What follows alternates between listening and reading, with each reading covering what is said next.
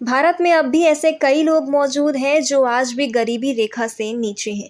वैसे तो ये कहना गलत नहीं होता कि बहुत जल्दी सीख लेती हूँ जिंदगी का सबक, क्योंकि गालिब गरीब की बच्ची हूँ साहब, बार बार जिद नहीं करती। ऐसा मैं नहीं कह रही, ऐसा हर गरीब बच्चों के जुबान पर होता है। अक्सर वो गरीबी के चलते या गरीब घर में होने के चलते अपनी पसंदीदा चीज़ों को बीच रास्ते में छोड़ देते हैं, या यूँ कहो जिद नहीं करने लगते हैं। आज आपने अंदाज़ा बिल्कुल सही लगाया है, विषय है गरीबी का। गरीबी शब्द का जो स्पष्ट रूप से अर्थ होता है, उसका हम विस्तार से आपको अर्थ बताएँगे। गरीबी किसी भी व्यक्ति या इंसान के लिए अत्यधिक निर्धन होने की एक स्थिति है।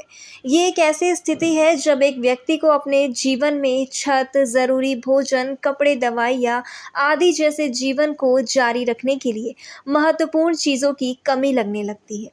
निर्धनता के कारण है अत्यधिक जनसंख्या, जानलेवा और संक्रामक बीमारियां, प्राकृतिक आपदा और तमाम ऐसे जैसे बेरोजगारी, पैदावार कृषि और जातिवाद, भ्रष्टाचार, प्रोत्साहन, शिक्षा की कमी, राजनीतिक हिंसा, पर्यावरणीय समस्या और साथ ही साथ बदलती समाज की सोच। और आपको बता दें, जो प्राचीन सामाजिक मान्यताएं हैं, उन सब के चलते ये जो समस्या है उनका सामना करना पड़ता है। परंतु बात है, भारत में ऐसे कितने लोग हैं जो गरीबी रेखा से नीचे हैं? जवाब है लगभग 27 करोड़। जी हाँ, आपको सबसे पहले बताते हैं कि गरीबी क्या होती है और इसका कारण क्या है। आपको बताते चले, इसका भारत में बढ़ती जनसंख्या ही कारण है। इसके अलावा उच्च जनसंख्या दर से प्रति व्यक्ति आय भी प्रभावित होती है और व्यक्ति जो है वो आय घटती रहती है। साथ ही अगर बात करें भारत में कुल कितनी गरीबी है, तो जानकारी के मुताबिक भारत में गरीबी 2005-06 में 55% से गिरकर 2021 में 16% रह गई। हालांकि इन आंकड़ों के मुताबिक अभी भी भारत में 23 करोड़ से ज़्यादा लोग गरीब हैं। और बात करें हम 2023 की, तो लगभग 29 से 30 करोड़ हो गया है इसका आंकड़ा। ज़रा गौर फरमाइए मेरी बात पर कि कैसे बनेगा अमीर। वो हिसाब का कच्चा है, एक सिक्के के बदले जो 20-30 कीमती दुआएं दे देता है।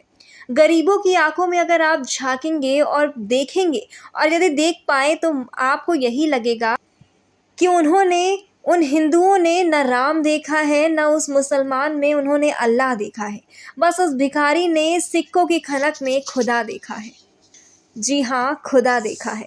खैर, मैं अपने विषय की ओर फिर रुख लेती हूँ, तो आखिर इस गरीबी शब्द से मुक्ति कैसे मिल सकती है?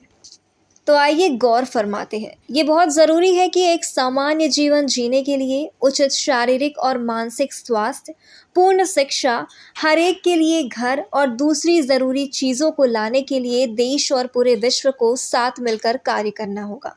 गरीबी के अंत के लिए हम सभी को मिलकर प्रयास करना होगा। सरकार के अवसर उपलब्ध कराने चाहिए और जनता को उस अवसर का हमेशा लाभ उठाना चाहिए।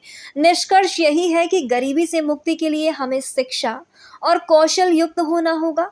सरकार का ये दायित्व है कि वह जनता को अवसर और योजनाएं प्रदान करे, जिससे एक आदमी भी रोजगार प्राप्त कर सके और कोई आदमी गरीब न रह सके। तो आपको बताते चले कि ये जो स्लोगन है, जैसे कि बहुत जल्दी सीख लेती हूँ जिंदगी का सबक, गरीब बच्ची हूँ साहब, बार बार जिद नहीं करती। तो वही बात है, अगर आप भी चाहते हैं कोई गरीब बच्चा अपनी पसंदीदा चीज़ को छोड़े ना, तो उनकी इन सभी बातों पर गौर फरमाइएगा और आप जो भी कहना चाहते हैं कमेंट सेक्शन में ज़रूर बताइएगा। फिलहाल मैं शिल्पी आपसे विदा लेती हूँ, फिर मिलूंगी ऐसे ही कुछ अपडेट्स के साथ इन्हीं मुद्दों पर। धन्यवाद, देखते रहिए इंडिया वॉच।